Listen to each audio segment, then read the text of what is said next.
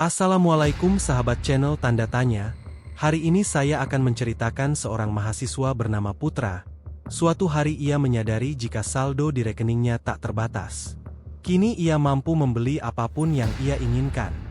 Namun sebelum ceritanya dimulai, saya sarankan like dan subscribe ke channel ini, agar membantu saya lebih semangat dalam membuat alur cerita seperti ini. Putra menatap layar ponselnya dengan mata berkaca-kaca. Angka di aplikasi mobile banking itu masih tertulis, saldo, tak terhingga. Sejak 3 hari lalu, saat ia pertama kali membuka rekening di BRI Cabang Dago, Bandung, segala sesuatu terasa seperti mimpi, atau mungkin lelucon sistem. Tapi pagi ini, setelah mentransfer Rp10.000 ke rekening Rudi, teman sekosannya di Setiabudi, saldo itu tetap tak berkurang. Kok bisa? Gumamnya sambil menggosok-gosok mata. Dinginnya pagi di Bandung menusuk tulang, tapi rasa penasarannya lebih membara. Ia bergegas ke kedai Hebisi di Jalan Braga, tempat langganannya membeli kopi hitam seharga Rp15.000. Jari gemetar mengetuk kris di kasir. Tap. Notifikasi masuk, pembayaran berhasil.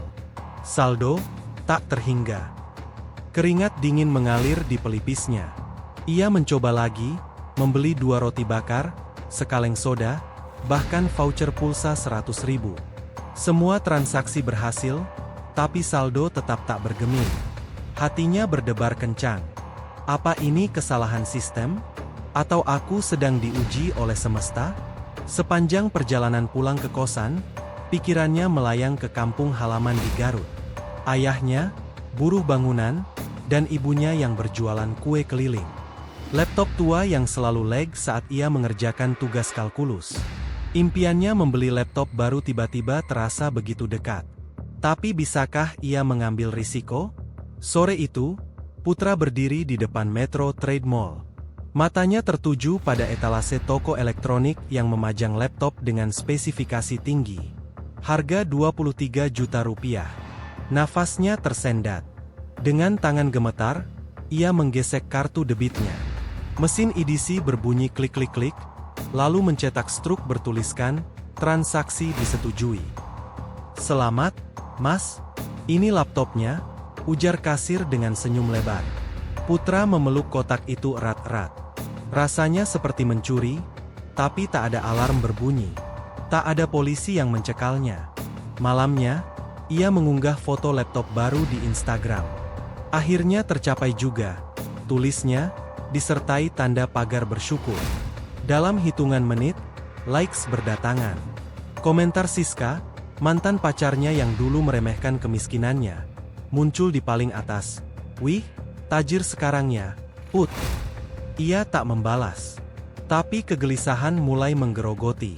Saat ia mencoba tidur, bayangan ayahnya yang kurus dan ibunya yang bersusah payah memenuhi meja makan menghantuinya. Apa mereka akan bangga? Atau justru kecewa?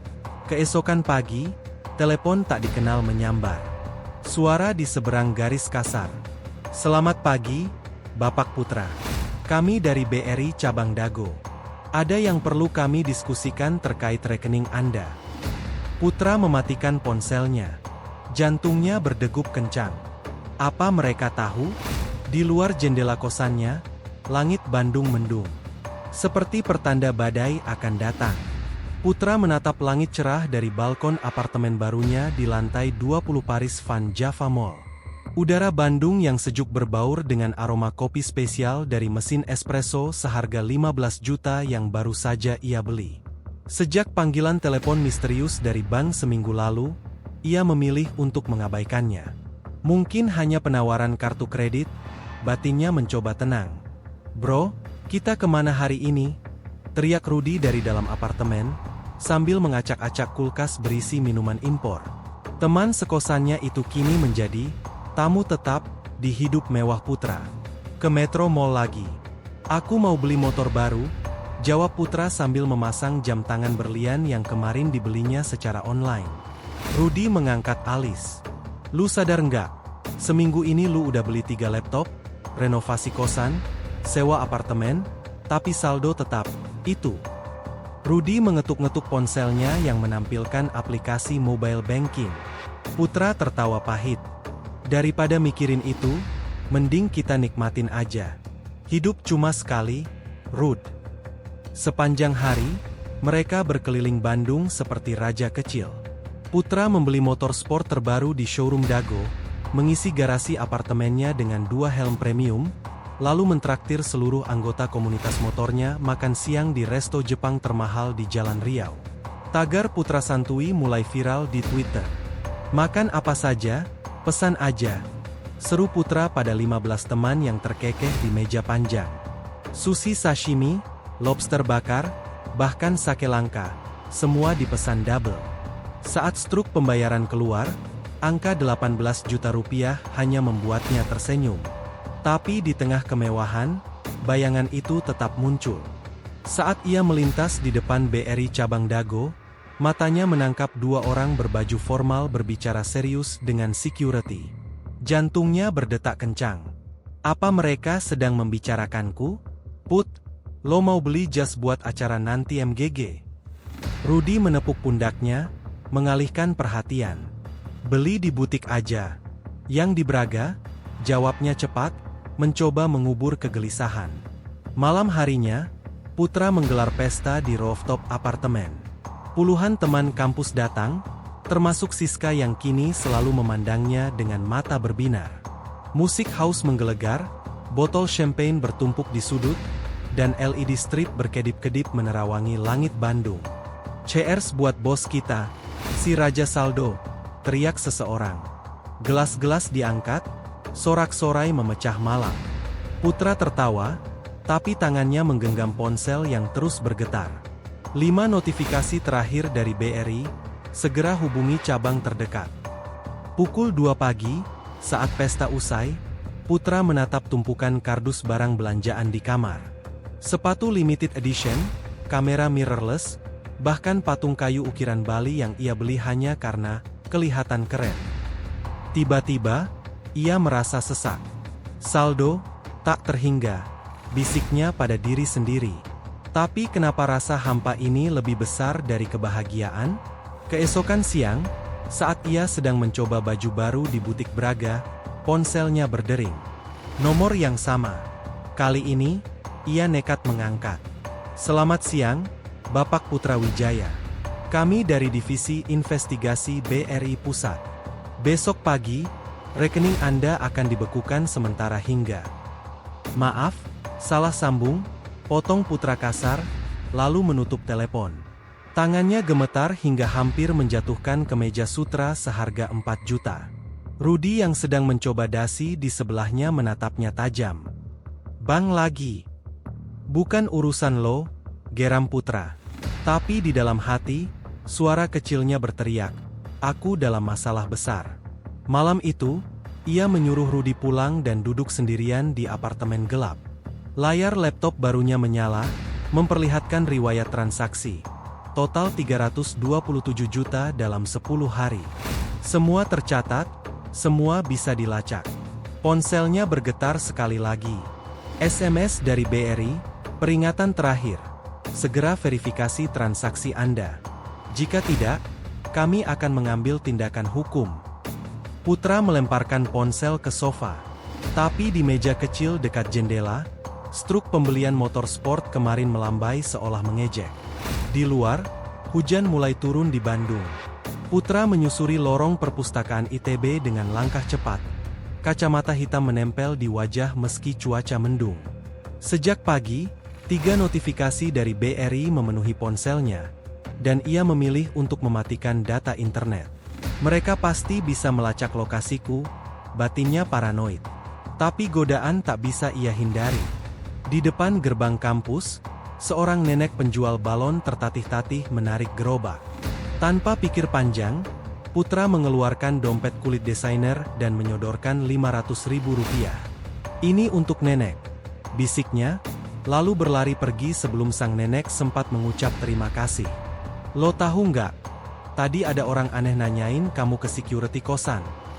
Rudy menyambutnya di kantin saat makan siang, suara rendah penuh curiga. Orang ban, desis Putra, garpu berhenti mengaduk nasi goreng yang tiba-tiba terasa seperti pasir di mulutnya. Baju kemeja putih, dasi, bawahnya tas laptop. Kayak auditor. Angin April yang sejuk tiba-tiba terasa pengap. Putra mengalihkan pembicaraan dengan membeli seluruh stok es kopi kekinian di kantin untuk dibagikan ke mahasiswa lain. Sorak-sorai teman-teman memenuhi ruangan, tapi tawa mereka terasa hampa di telinganya. Sore itu, ia nekat pergi ke panti asuhan di daerah Sukajadi. 2 kardus berisi mainan remote control dan 10 paket sembako ia sumbangkan. Allah akan membalas kebaikanmu, nak, ujar pengurus panti sambil memeluknya erat. Pelukan itu justru membuat dadanya sesak. Bukan Allah, tapi sistem bank yang error, gumamnya dalam hati. Malam hari, saat ia mencoba tidur di apartemen, dering bel pintu yang keras membuatnya nyaris terjatuh dari tempat tidur. Layar interkom menampilkan wajah 2 pria berkemeja rapi. Bapak Putra Wijaya, kami dari tim audit internal. Bisa kami bicara sebentar? Darahnya membeku. Dengan gemetar, ia menekan tombol interkom. Salah unit. Tidak ada yang bernama Putra di sini. Tawa pahit meledak dari mulutnya saat kedua pria itu pergi. Aku mulai jadi penjahat kelas kakap, candanya sendiri dalam keputusasaan. Keesokan pagi, di kedai kopi Braga yang biasanya tenang, Putra dikejutkan oleh kehadiran Siska. Mantan pacarnya itu duduk manis di mejanya dengan latte art berbentuk hati. Aku tahu kamu sedang stres, bisik Siska, tangan halusnya menyentuh lengan Putra. Aku bisa temani kamu liburan ke Bali akhir pekan ini. Gratis, kan? Tapi bukannya tertarik, Putra justru melihat bayangan 2 pria berkemeja di luar jendela kedai. Salah satunya sedang berbicara serius ke ponsel sambil menunjuk ke arahnya. Maaf, aku ada urusan, potong Putra kasar, meninggalkan Siska yang terpana. Sepanjang hari, ia mengemudikan motor barunya ke pelosok Bandung, Dago Pakar, Lembang, bahkan sampai Tangkuban Perahu. Tapi di setiap persimpangan, bayangan orang berkemeja putih seolah mengikutinya. Di warung mie ayam dekat hutan pinus, ia melihat iklan BRI terpampang besar. Keamanan transaksi Anda prioritas kami, tertulis di sana. Prioritas untuk menghancurkanku, gerutnya, menusuk-nusak mie dengan garpu. Saat malam tiba, Putra menemukan diri sendiri berdiri di depan ATM BRI tengah malam. Kartu debit berkilau disentuhkannya ke mesin. Layar merah menyala, rekening Anda ditahan sementara. Tidak. Dengusnya, meninju mesin ATM hingga buku jari lecet. 2 orang lewat di belakangnya, dan ia berlari ketakutan. Di kosan Rudi yang sempit, ia bersembunyi sambil memeluk laptop mewahnya. Aku harus pindah uang ini ke rekening lain, gumamnya gugup, membuka aplikasi banking. Tapi saat ia mencoba transfer 100 juta ke rekening ibunya, pesan error muncul, transaksi ditolak. Pukul 3 pagi, ponsel matinya ia nyalakan. 20 pesan voicemail dari BRI, dan 1 SMS terakhir. Kami telah menemukan anomali pada rekening Anda. Segera hubungi. Dari jendela kosan, ia melihat lampu kota Bandung berkelap-kelip. Kemewahan yang ia kira akan abadi, ternyata rapuh seperti gelembung sabun. Pagi itu, langit Bandung kelabu. Putra duduk di lobi BRI cabang Dago dengan kaos basah oleh keringat dingin. Kursi kayu keras itu terasa seperti kursi elektrik. Pak Anton, manajer bank berbadan tegap, menatapnya dari balik kacamata berlensa tebal. Di atas meja, tumpukan dokumen transaksi setebal buku telepon. Kami sudah lacak semua transaksi Anda, Bapak Putra, ujar Pak Anton dengan suara datar. Saldo tak terhingga ini berasal dari celah sistem AI kami yang salah terhubung ke rekening Anda selama uji coba. Putra menelan ludah. Jadi, uangnya tidak nyata. Nyata dalam database, tapi tidak ada dukung fisiknya. Pak Anton menyodorkan laporan. Dalam 24 jam, semua transaksi akan di-reverse. Barang yang dibeli dengan dudukannya akan ditarik kembali oleh sistem.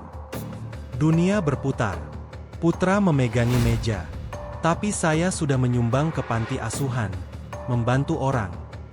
Donasi tunai tidak bisa kami tarik, potong Pak Anton.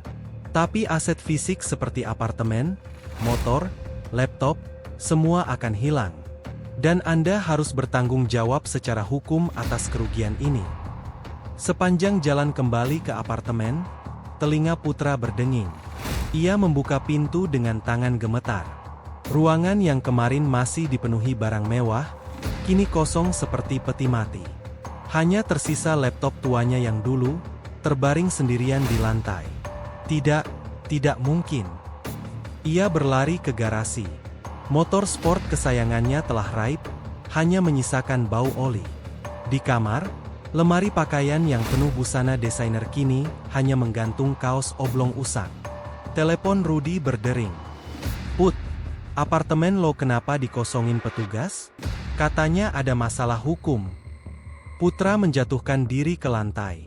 "Aku bangkrut, Rud. Lebih parah dari bangkrut." Malam itu, ia menyambangi kedai ABC dengan dompet tipis berisi sisa uang receh. Pedagang kopi yang biasa menyapanya ramah, kini memandang sinis. "Kata orang lo dermawan palsu ya? Uang haram buat sombong-sombong." Es kopi hitam terasa pahit menyengat. Di meja sebelah, sepasang mahasiswa ITB berbisik, "Itu loh, anak viral saldo tak terhingga. Ternyata penipu." Putra berlari ke toilet, muntah seluruh isi perutnya. Keesokan pagi, di kantor polisi di Jalan Merdeka, Putra duduk menghadap penyidik dengan mata sembab. "Saya mau mengembalikan apa yang bisa dikembalikan," katanya sambil menyerahkan flash drive berisi bukti transaksi. Proses hukum berjalan lambat. BRI memutuskan tidak menuntut setelah Putra bersedia membantu memperbaiki celah sistem. Tapi hukuman sosial lebih kejam. Teman-teman menghilang, tetangga menjauhi, bahkan Siska mengunggah status, beruntung sudah putus sama penipu. Hujan mengguyur Bandung ketika Putra kembali ke kosan lamanya di Setiabudi. Di bawah bantal, ia menemukan amplop coklat dari Rudy berisi uang 2 juta dan catatan, "Ini tabunganku. Jangan menyerah." Malam itu, untuk pertama kalinya dalam sebulan, Putra tidur nyenyak. 12 bulan kemudian, Putra berdiri di depan warung kopi kecil di Gang Siliwangi, Bandung. Tanda, kopi Bageur, terbuat dari kayu bekas menghiasi pintu masuk. Di dalam, 5 meja kayu sederhana dipenuhi mahasiswa yang asyik bekerja dengan laptop. Satu di antaranya adalah laptop bekas pemberian Rudy, yang kini dipakai Putra untuk mengelola usaha barunya. "Neng, tambahin gula untuk kopi pelanggan nomor 3, teriak Putra ke asistennya, seorang remaja yatim dari panti asuhan yang dulu pernah ia bantu. Usaha ini ia bangun dari nol, dengan uang pinjaman lunak dari program pemerintah dan sisa tabungan Rudy. Di dinding warung, terdapat papan tulis bertuliskan, "Setiap pembelian kopi, 10% untuk beasiswa anak jalanan." Ide itu muncul setelah ia menghabiskan bulan-bulan awal kejatuhannya menjadi relawan di komunitas pendidikan pinggiran kota Bandung. Suatu siang, saat Putra sedang mencatat stok biji kopi, bel pintu berbunyi. Seorang pria berkemeja putih masuk, "Pak Anton dari BRI. Saya cari pemilik kopi Bageur," ujarnya dengan senyum tak biasa. Putra nyaris menjatuhkan buku catatan. Ada perlu apa?" Pak Anton mengeluarkan amplop. "Laporan akhir kasus Anda. BRI memutuskan menutup kasus ini karena Anda aktif membantu perbaikan sistem kami." Matanya menatap papan beasiswa di dinding. Dan rupanya, uang, tak terhingga, itu akhirnya menghasilkan sesuatu yang nyata. Amplop itu berisi surat pernyataan bebas hukum. Tapi yang membuat Putra tercekat adalah dokumen lain. Proposal kerja sama BRI dengan Kopi Bageur untuk mendanai program beasiswa. "Kami ingin uang yang nyata dipakai untuk kebaikan yang nyata," ujar Pak Anton sebelum pergi, meninggalkan Putra yang masih terdiam. Malam itu, di teras kosan lamanya yang sederhana, Putra memandang langit Bandung yang jernih. Rudy duduk di sampingnya, menyeruput kopi racikan terbaru mereka. "Gue masih inget waktu lo beli motor sport itu," canda Rudy. "Sekarang lo malah naik sepeda ontel kemana-mana." Putra tertawa. Tapi aku nggak pernah merasa lebih tenang. Di meja kecil dekat jendela, laptop bekasnya terbuka. Layar menampilkan laporan donasi pertama untuk 5 anak jalanan yang akan masuk sekolah formal. Angkanya tak fantastis, hanya 3 juta rupiah. Tapi kali ini, ia tahu uang itu tak akan hilang. Seperti aroma kopi yang baru diseduh, hidupnya perlahan menemukan kehangatan baru. Bukan dari angka di aplikasi banking, tapi dari tawa anak-anak di warungnya yang mendapat diskusi matematika gratis setiap minggu pagi. Dari ibu-ibu pedagang kaki lima di seberang jalan yang kini mau menyapa lagi. Dari secangkir kopi sederhana yang terasa lebih kaya dari champagne termahal yang pernah ia teguk. Di kejauhan, lampu kota Bandung masih berkelap-kelip. Tapi kali ini, ia tak merasa perlu mengejarnya. Terima kasih sudah menonton alur cerita kali ini. Jangan lupa untuk menekan tombol subscribe dan nyalakan lonceng notifikasinya agar tidak ketinggalan update cerita seru lainnya. Jika ada saran atau request alur cerita yang ingin dibahas, silahkan tuliskan di kolom komentar. Terima kasih banyak.